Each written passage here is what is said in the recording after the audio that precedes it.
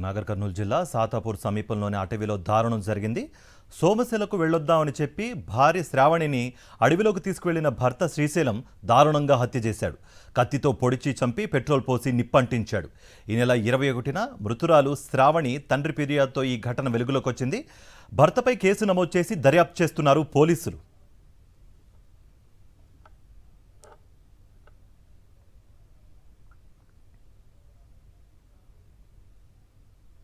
నాగర్ కర్నూలు జిల్లా సాతాపూర్ సమీపంలోని అటవీలో దారుణం జరిగింది.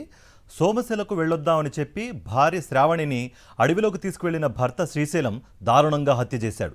కత్తితో పొడిచి చంపి పెట్రోల్ పోసి నిప్పంటించాడు. ఈ నెల 21న మృతురాలు శ్రావణి తండ్రి ఫిర్యాదుతో ఈ ఘటన వెలుగులోకి వచ్చింది. భర్తపై కేసు నమోదు చేసి దర్యాప్తు చేస్తున్నారు పోలీసులు.